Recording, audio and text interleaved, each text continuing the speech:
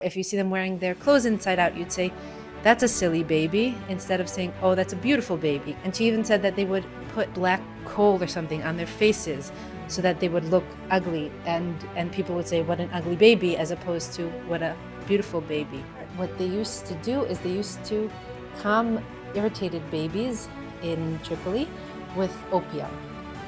Like that, really? And when it started to become illegal, the mothers got really, really stressed out, running from house to house to see who had some leftover opium. Babies, whoever finds the thing to help babies sleep, and they'd really make a lot of money. And now I know where it was. Ayuni is a term of endearment passed from grandmother to granddaughter.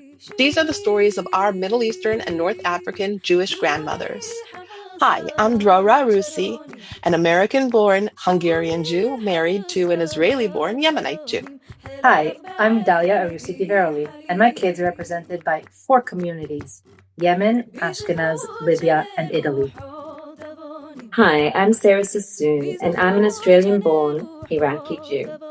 Come explore with us traditions that have traveled through many lands to our hands today. So we're really excited about this episode. We're sorry that Drora couldn't join us. Something came up suddenly, as things do in life.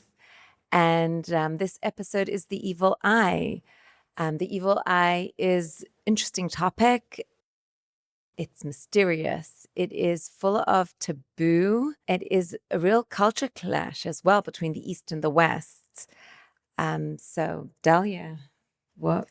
Yeah, so I think I'll just pick up on what you said about the East and the West, because when I asked my grandfather about the evil eye, part of our conversation was about, listen, the Western values didn't yet come to Yemen, and so that's why they kept on to all this evil eye stuff. That was him saying, not me. And I do admit that I do come from a Western perspective, so a lot of these things are foreign to me. But that also just shows why I didn't grow up with the evil eye in our home.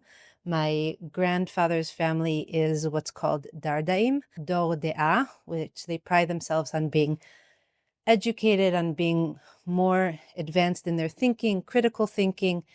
And it actually brought to a real clash between different Jewish communities in Yemen. But they're the ones who said, the Zohar, put that aside. We're looking at our ancient texts that are the Talmud and the Torah, and that's our basis. And from there, we decide how to live our lives. So the evil eye did not come into our home there. From my grandmother, my Yemenite grandmother's side, there is a lot of the concept of evil eye. I just didn't grow up with it because my father is also my grandfather's son, and it didn't come into the home from that lineage. So I did ask also my grandmother, and I do have a lot to share, but maybe we can talk a little bit about where the evil eye even comes into Judaism from. Right. So this is what's interesting. The evil eye is very much part of the text. So when you speak about your grandfather and you say that he said, okay, we stick to the Talmud and the Tanakh, the Torah text, the basis of Jewish text, and not the mystical Zohar, which is the foundation of Jewish mysticism. He doesn't realize that in the Talmud, they also speak about the evil eye, and it really has a basis that comes from the question. I just studied this week, so it's very fresh for me, that why do babies die? We're talking about a time before modern medicine. We talk about a time where how do you protect yourself from life, from what happens, that the child mortality, as we said in a previous episode, was really high. And in the book of Ben Sira, it describes the question of Nebuchadnezzar asking Jeremiah, why do children die? It's a philosophical question. It's a theological question. In this world, why do bad things happen? And this is really what the evil eye addresses. So Jeremiah responds with the story of Lilith. And I don't know who of our listeners know the name Lilith. I grew up in an Iraqi Jewish home with a lot of superstition. My grandmother was continually putting salt in my pockets when I was pregnant. And we had amulets like this one. This was also for, this is called an afsa. It's an amulet, which I can explain later, but just to say that this is against the evil eye. This is against everything that is described in this story, which is almost like the world is structured with evil built into it. That's what the story explains. So the story of Lilith is that when God created man, he created him from the earth, and he saw man was alone. And then he created woman also from the earth. This is Eve 1. And it's a kind of a shocking story because it describes that both of them fought. This Ben Sira story goes on to say they fought about who would lie on top of each other in intercourse. And the woman, this Eve 1, refused to lie under man. She said, I'm also made of ground. I'm just as good as you. I should be on top. And they had a fight and she flew off. She ran away. And man says to God, the woman you gave me just ran away. What do I do? So the text says God sent 3 angels and said, don't bring her back by force, but bring her back. And the angels go after Lilith because she had flown away. She had said God's name and flown away. That's more accurate to the text. So she knew magic. She was a very different kind of woman than what we imagine with Eve. And they found her in the sea and they said, you have to come back. And she refused to go back with them. And she said, and they said to her, if you don't come back, 100 of your children will die a day. And by then she had already copulated with the king of demons, Samuel. And she said, I'm not coming back with you. And they said to her, you have to come back. And she said, no. And she said, okay, wherever the name of God is written, that will protect children. Because she said her goal would be to kill children. She became this demon of killing children, of seducing men. There's even the custom is for women not to go to funerals because of this, because they say Lilith is in the graveyards and she seduces men. So women do not go to funerals in Middle Eastern Jewish tradition. I know Iraqi women don't, that I know. And it's this whole idea of Lilith becomes this figure of the other woman, this woman who is a demon woman and steals babies away from their mothers. And the first 8 days are actually are known as the most fragile days of the baby, as we know. And it became something, so we'd have amulets. This is gold nuts threaded with gold with the khamsa, with the hand, and the blue stone. And the blue stone is a color against the evil eye. It's a color of the sky.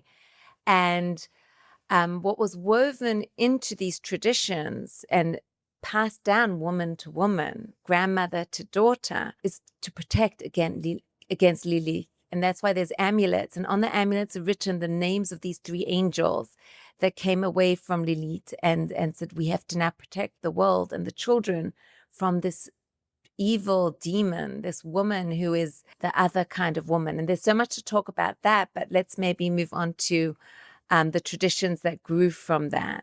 So yeah, I think a lot of the traditions have to do with the newborn baby.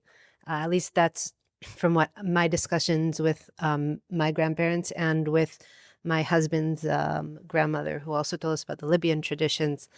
And I just want to mention, like you said, it is something that's passed down mother to daughter, grandmother to granddaughter. And I can say that even though I mentioned that my grandfather said that Dardaim don't follow evil eye things, the women still were very involved in it. So the men would kind of like, he said his father, if he saw it in the house, he would come and take it down. Like any amulet that he saw, he's like, no, we don't believe in this. But the women still held on to it. He said it was very ingrained in Yemenite tradition, probably also because of all the background that you just gave. And so you could take it away from the men, but the women were not ready to give it up just yet. And so what I want to talk about is some of the baby tradition. So my grandfather, as I mentioned, he's from Sana'a, the main city, the capital city now of Yemen. And my grandmother is from Menachem, from a town outside of Sana. So it wasn't a city. Today it has a huge population, but it still had a sustainable Jewish community, and they were very involved with the evil eye. So they did anything in order to keep the attention away from a newborn baby, so that there was no evil eye on the baby. So she said, for one, you would put a plant in their stroller or where they slept to keep away the evil eye. You would go to a rabbi or whoever knew certain texts. He would write down a text for you. You would put it in an amulet and put it around the baby's neck. You would dress the baby in clothes that are inside out. And all these things are to, this is how she described it, is to keep the attention away from the baby. So if you see a fancy piece of jewelry on the baby, you're going to say, oh, what a beautiful necklace, as opposed to, oh, what a beautiful baby, and then bring on the evil eye, God forbid. Or if you see them wearing their clothes inside out, you'd say, that's a silly baby, instead of saying, oh, that's a beautiful baby, because they're wearing their clothes inside out. And she even said that they would put black coal or something on their faces so that they would look ugly, and people would say, what an ugly baby, as opposed to what a beautiful baby. So there are all these things that are connected really with like the newborns. Like you were saying, she mentioned Lilith, but it could obviously be based on that. And I'll just insert the Libyan tradition also with newborn babies, as they would take like seeds or something of the carob tree, like 7 seeds, make them into like a ring or like a bead, and put that in. Probably the number 7 has some sort of significance, because it has significance in Judaism in general, and they would put that where the baby would sleep. It's just fascinating to hear these traditions. There are a lot that are similar in Iraq, but the underlying basis is protection. And the whole idea of, your grandmother didn't speak about Lilith is because to say her name was forbidden, because that would bring her on. I mean, if you say the name of a demon, now it's trendy. We know we've got Lilith magazine in America, and the whole thing is about, feminism. But really in the Middle East and North Africa, this is a really serious thing, the evil eye. It's not something to be, it's not a joke. It's not to be sniffed at. Protecting your children was everything. And what's interesting about the children's traditions you mentioned about making the baby ugly, 2 things come up for me with that. Some of the traditions actually had real medicinal protection, like coal actually has medicinal protection.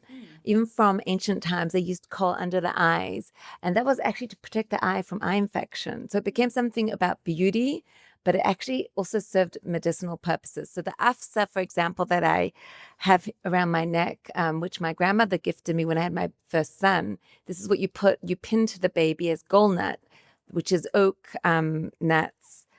And it actually has antibiotic properties. I discovered when I was researching, like, what is golnut? So at the same time, it's very beautiful. And actually the 2 nuts kind of, if you look closely, and we'll put a picture of it, it represents the women's breasts. And so there's a lot of symbolism as well to the amulets. Another amulet in the Iraqi culture, which I didn't see until I went to the museum, is swords and knives that they put around the baby, silver ones, very beautiful. All the amulets are very beautiful. And that's to, again, kind of attack the evil eye, to kind of, again, protection, the whole idea of protection.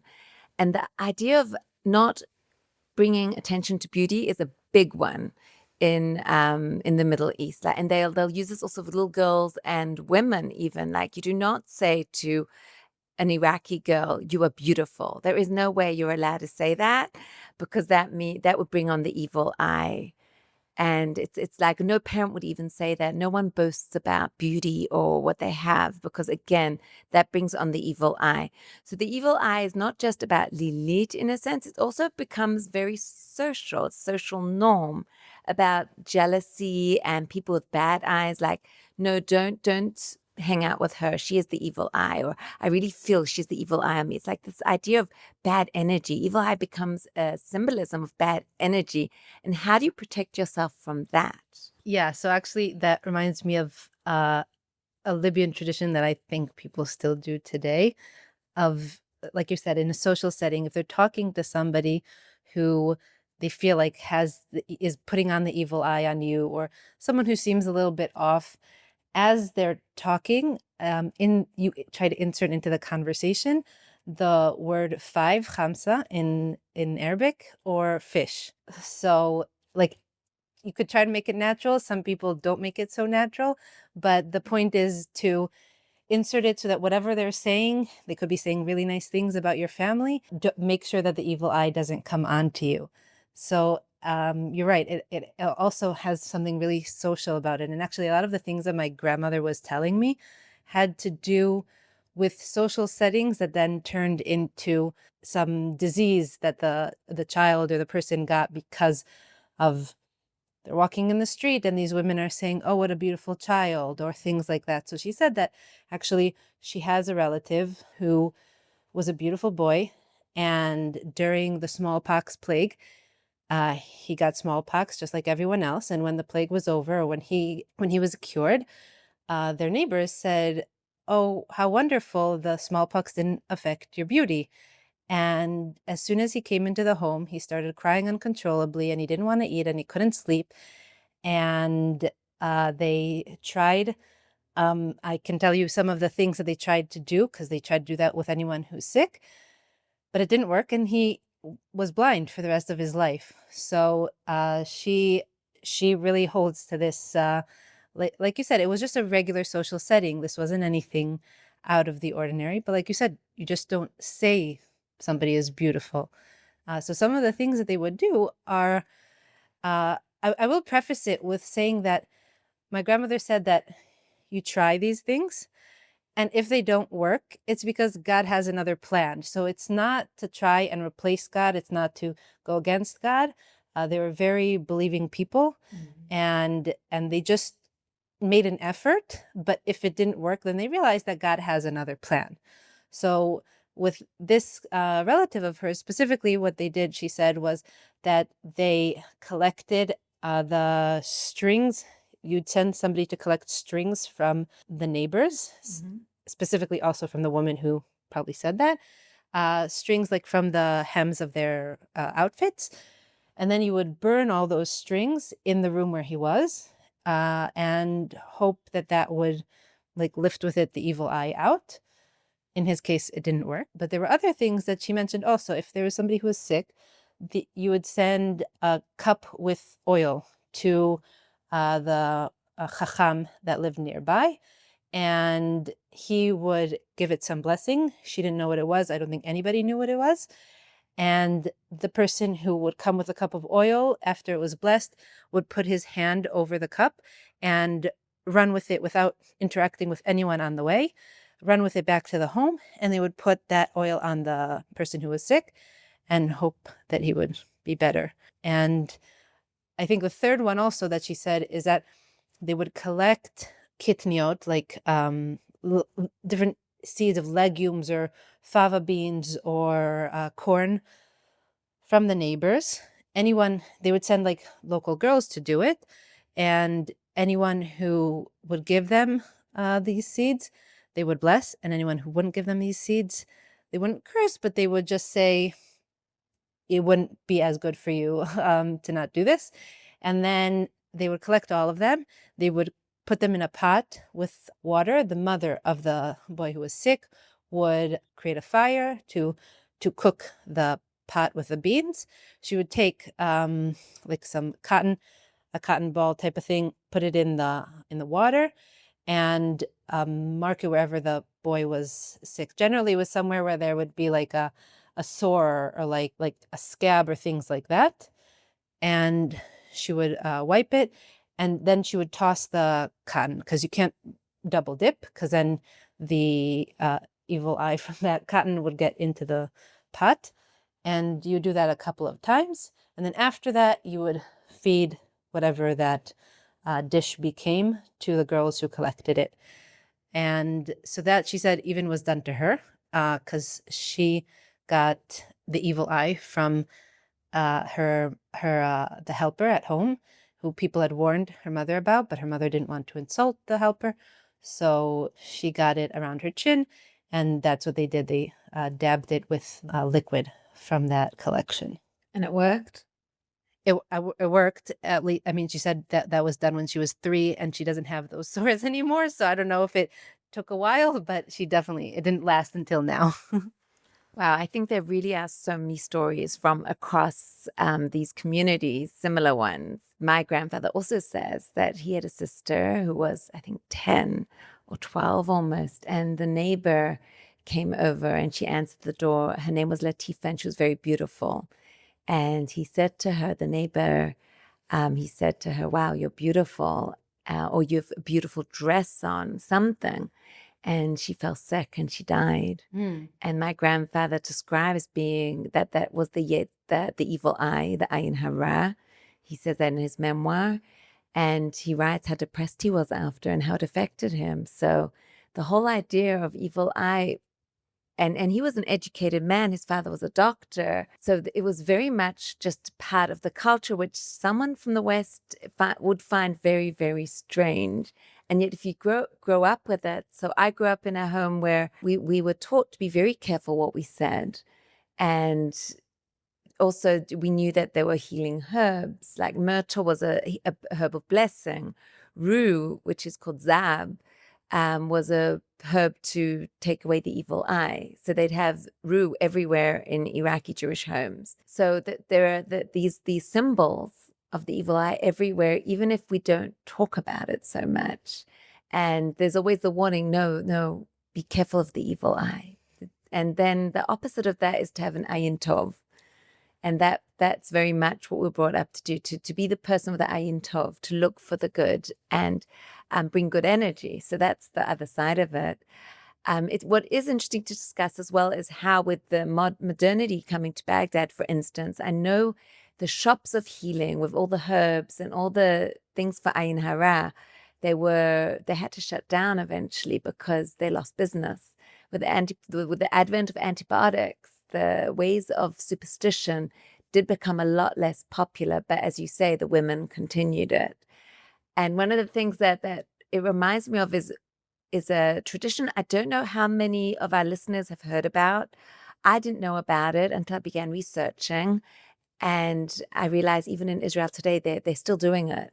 There are people who still do this tradition. I went once. It's called, in the way you'd write is Rassis. I don't know how to say it in the Arabic properly. Asis. So it's the tradition is to boil water and you add lead to it on top of the person who needs to be healed. And the healing could be for anything. It could be for a sickness. It could be for depression. It could be for bad luck. It could be for anything. And the lead is put in this boiling water. And it's the lead boiled before as well. It's like boiling lead. Anyway, whatever it is, the lead melts in this water with a big boom. And they read the lead pieces. They see what's in the pieces of the lead. And they say, oh, this is, I see a green eye. One of the stories I read on Facebook on the Shomer Tzfat Iraqit, on the Iraqi group, Jewish group, is this boy was lovesick, and the mother didn't understand what was wrong with him. And so they did this ritual of the rassis on his head, and the woman looked at the lead and said, these are green eyes. And the girl he was in love with had green eyes. Mm-hmm. So it's very much, it's an interesting ritual. And does it work? As you said, might work, might not work, but they were people of faith. And it was all about knowing everything came from God as well. So I know that Rassis was done only by God-fearing people, and they would pray to God. It wasn't like they were very much against bringing any other energy in. So they would also go visit the graves of righteous men and prophets in Iraq, like Ezra the scribe, to pray for healing. And I guess that's the other side of protection, is bringing the blessing. The going to the graves actually is something that I discovered not just is not part of my grandfather's side, but he was very anti it. And it's part of the Dardaim way of life, which again is like why there like probably there must have been something, but I just can't remember anywhere where somebody said like don't do this because of the evil eye. I mean, on one side I'm Hungarian and on the other side I'm Dardai, even with a grandmother who does believe in the evil eye, but like it was just rationality all the way. There's no room um for any evil eye things. So it's really interesting. But my grandfather, specifically about graves, even to family graves, uh we asked him once if like after a year you go to the grave, because there are a lot of communities that do that, and he goes, why? The guy's dead. What do I need to do there? And like it was very blunt. But that's just how he talks, and that's how he sees things. It's very simple. Like there's nothing there. Like life is here, and the way that we live our life is what we see, and we don't like evil eye is not something that we can see. And he knows that it exists. He told me also that it was in the Talmud, but like it wasn't part of his everyday life. And you mentioned that when Western cultures came into these places, so there were shops that lost business, and people started thinking differently. So my grandmother did say that they some of the medicinal things that they would do if somebody had an eye infection, let's say, they would go to a mother who was nursing, and she would drop uh, baby milk into the eye.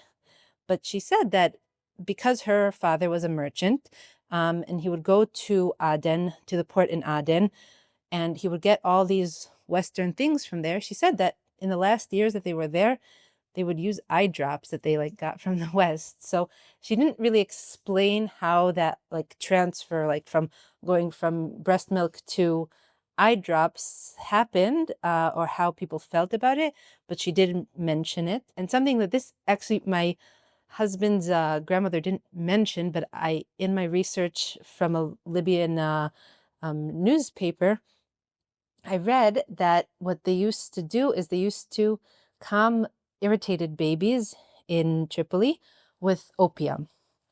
Like that. Really? I've heard it across. So they called it shaka shaka. That's what it was called there, shaka shaka. And when it started to become illegal, the mothers got really, really stressed out because they I didn't can know. understand why. They didn't know how to calm their babies, and like they would just be running from house to house to see who had some leftover opium in order to help their irritated babies. Wow, I was always wondering, like, if we could find something to help, little babies, whoever finds the thing to help babies sleep, and they'd really make a lot of money. And now I know where it was. This is one of the things that fascinates me is the old medical traditions that we've lost and that worked. Breast milk worked. It's got something in it to protect the eyes. And even my grandmother was very upset when my mother didn't breastfeed me or any of my siblings because she said, how about their eyes? She was very, very upset because breastfeeding also protects children and boosts their immunity, especially the eyes.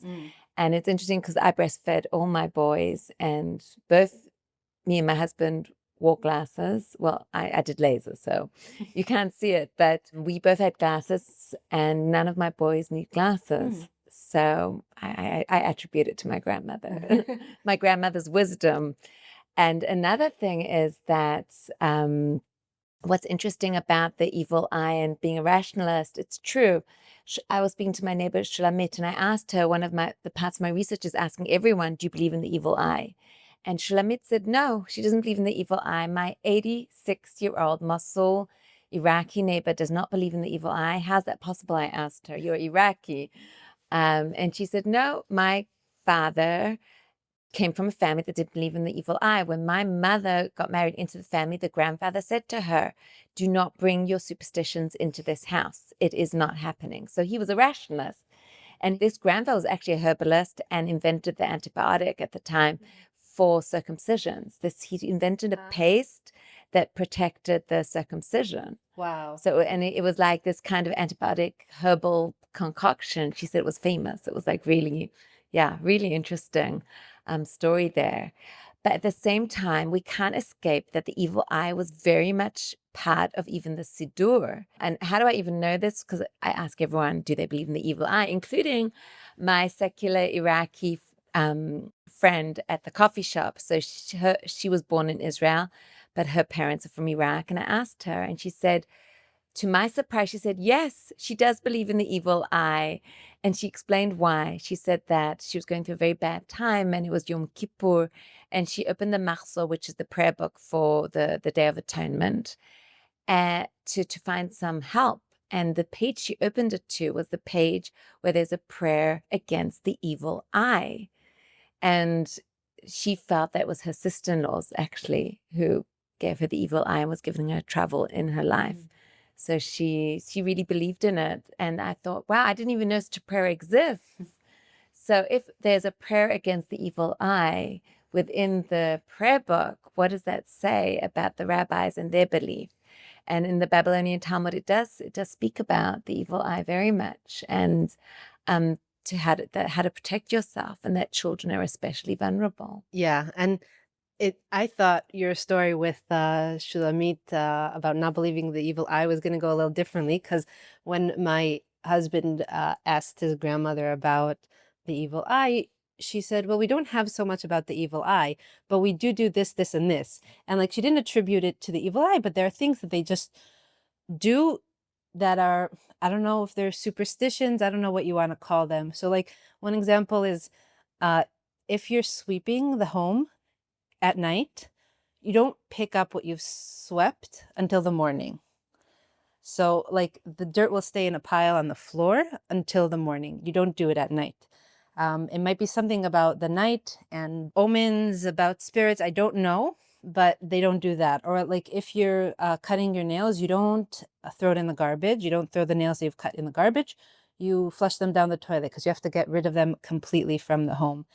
And she doesn't say that these are evil eye things. These are just things that you do. Even what I mentioned, I mean, I guess she immediately gave the example of what I mentioned with talking to somebody and not feeling comfortable with them, and then saying chamsa chamsa or fish and things like that. But like, to her, it's not necessarily an evil eye. It's just things that you do maybe to keep a good eye. I don't know, but that's why I thought you were going with that, because there are different like associations. These are just things that you do because this is how you live your life in order to live a better life. So I can, I think there are so many things like that, and I can shed some light on the nails. Yeah. So a lot of people, I know that the Hasidim also, they don't throw away the nails.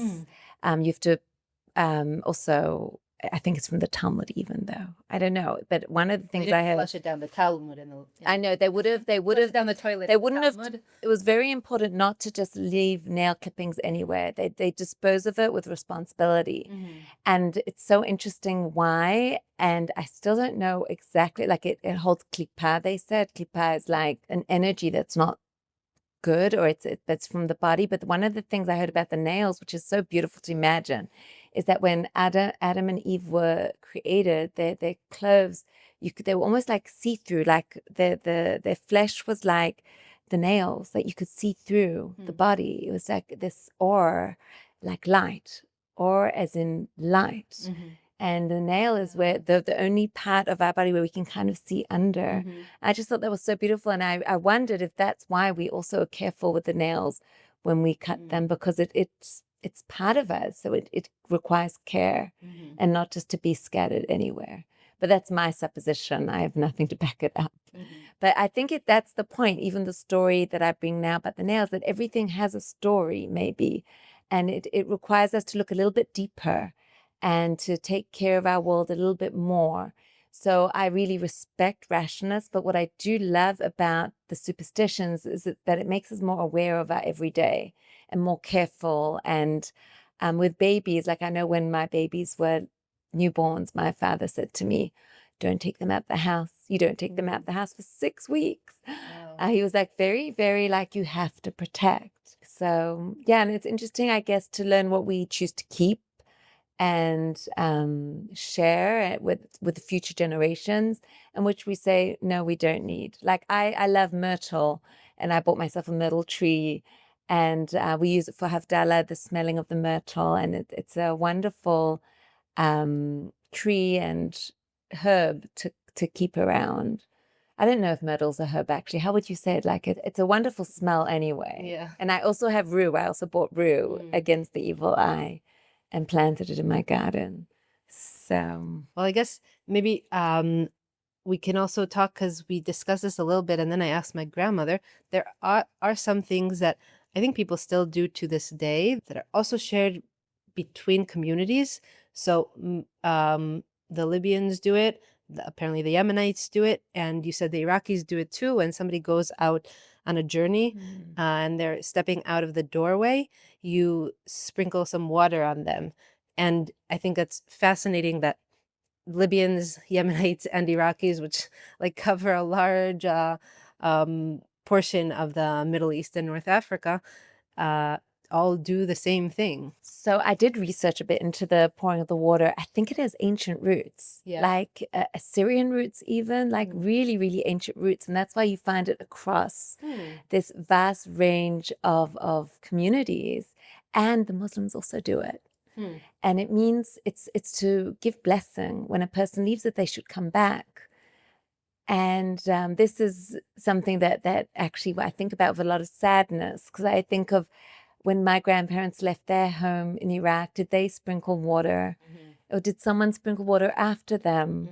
Did they want them to come back? But if they were never going to come back, they had a one-way passport out. And that also reminds me that it's amazing how we have all this protection against the evil eye. And as you said, bad things still happened. It didn't mean it could prevent it, but it gave them some degree of feeling of control, I suppose, that there's something they could do to help protect when life is so unpredictable. And maybe that's really the most meaningful thing here.